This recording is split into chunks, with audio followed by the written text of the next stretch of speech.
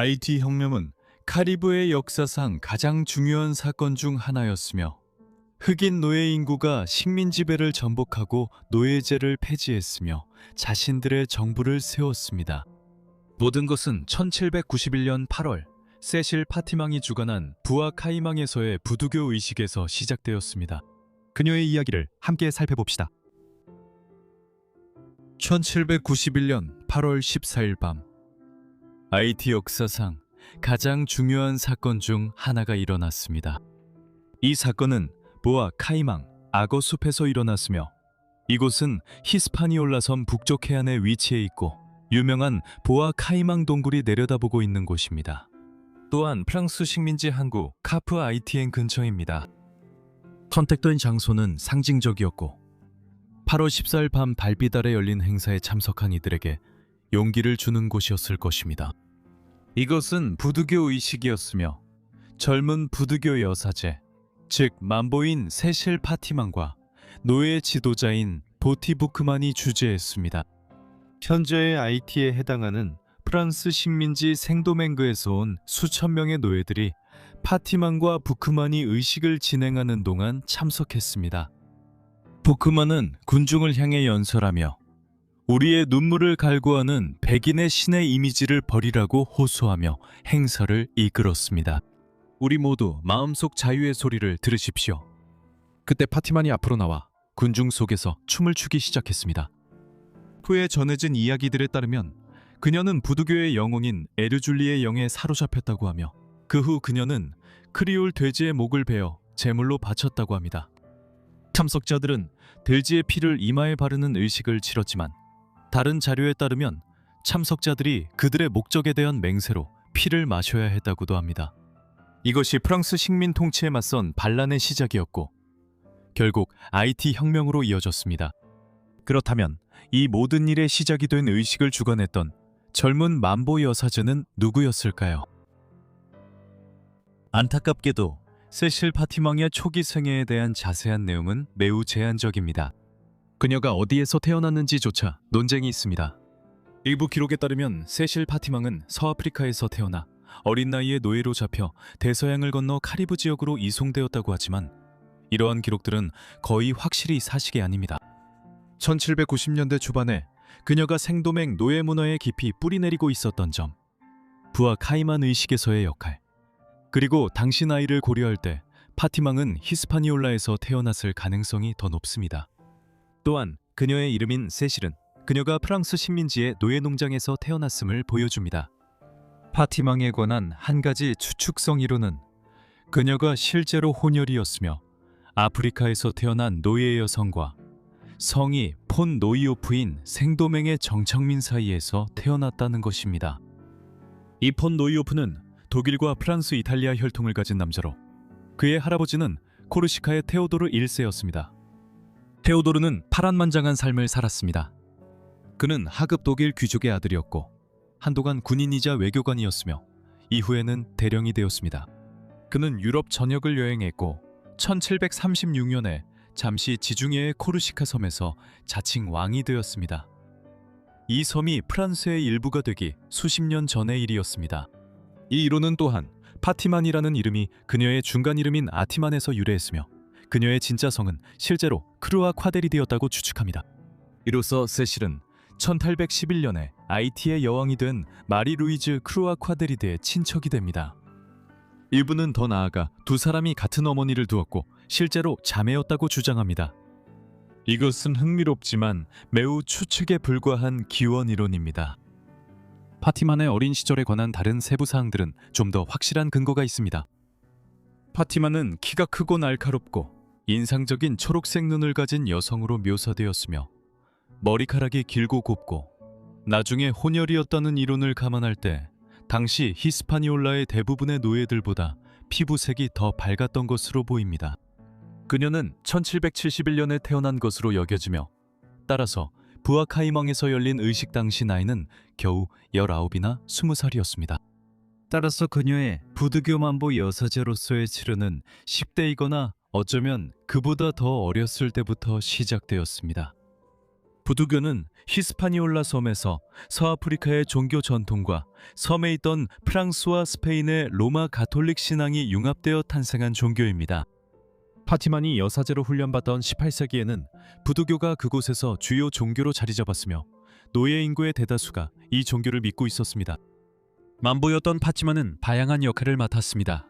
이 역할에는 부두교 의식을 주관하고 새로운 사제나 여사제를 위한 입문식을 진행하며 점을 치고 꿈을 해석하고 주문을 걸고 물약을 만들고 병든 사람을 치료하며 종교의 영혼이 빈이하는 그릇이 드는 것 등이 포함되었습니다. 1791년 BOA 카이망에서 그날 밤에 일어났던 것과 같은 일이었습니다.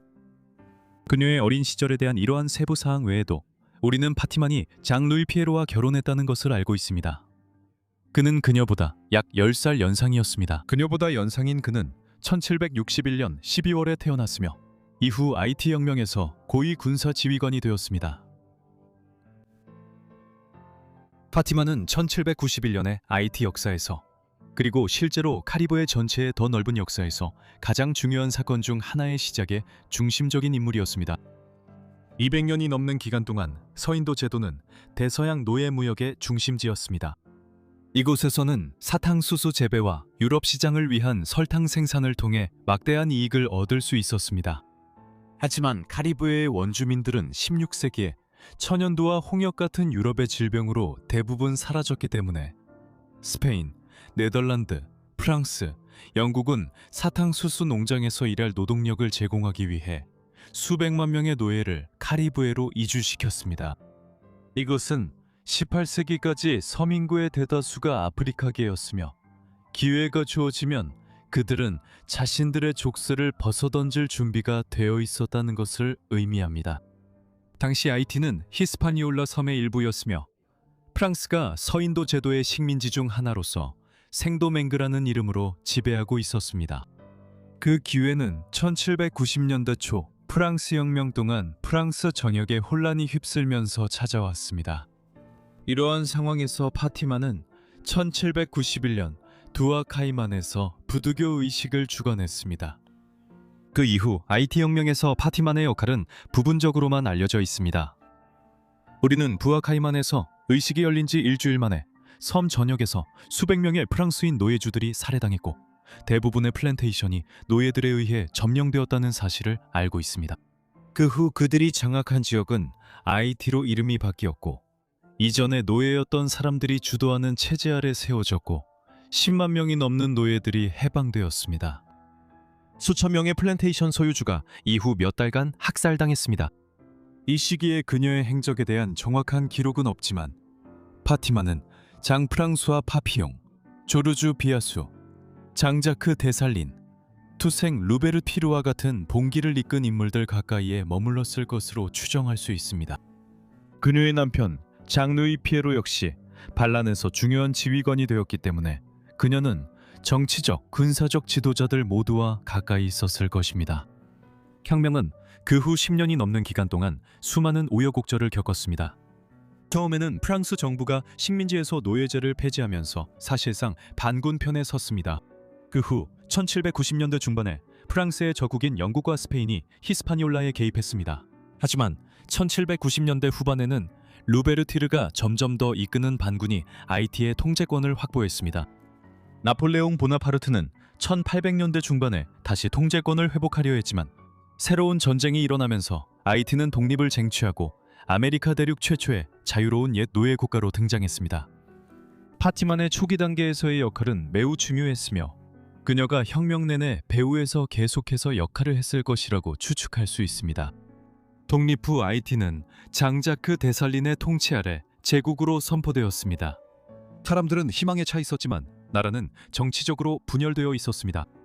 제국은 오래가지 못했습니다. 1806년에 데살린이 쿠데타로 암살당했기 때문입니다. 그 후 IT는 두 지역으로 분열되었습니다. 라이벌 정권들이 각각 지배했는데 앙리 크리스토프 대통령이 반봉건적인 북부 IT를 통치했고 알렉상드르 페티옹이 더 관대한 남부 IT 공화국을 다스렸습니다. 1811년에 크리스토프는 자신을 IT 왕국의 앙리 1세로 선포했지만 그는 매우 인기가 없었습니다. 매주 중을 앓고 통치에 대한 지지가 약해지자 그는 1820년에 자살했습니다. 그의 16세 아들 안드레도 열흘 뒤에 암살당했습니다. 이후 페티옹의 후계자인 장피에르 보야가 대통령이 되어 나라의 북부와 남부를 다시 하나로 통합해 IT 공화국을 세웠습니다. 1822년 그는 새로 독립한 스페인령 IT를 합병하여 히스파니올라 전체를 하나의 IT 정부 아래에 두었습니다. 그는 약 25년간 대통령을 지내 IT 지도자 중 최장기 재임자였습니다. 세실 파티망의 IT 혁명 이후의 삶에 대한 자세한 내용은 그녀의 어린 시절만큼이나 답답할 정도로 불분명합니다. 그녀와 장루이 사이에는 마리 루이즈 에밀리와 피에로 알렉시스라는 두 자녀가 있었습니다. 그녀의 남편은 1810년대 군주제 정부 시절 IT의 왕자였습니다. 그는 이후 1845년과 1846년에 잠시 IT 공화국의 대통령을 지내며 세실을 영구인으로 만들었지만 그들은 나중에 이혼했습니다. 전설에 따르면 세실은 1883년까지 살았으며 그래서 무려 112세의 나이로 세상을 떠났다고 합니다. 사실 여부는 확인되지 않았습니다.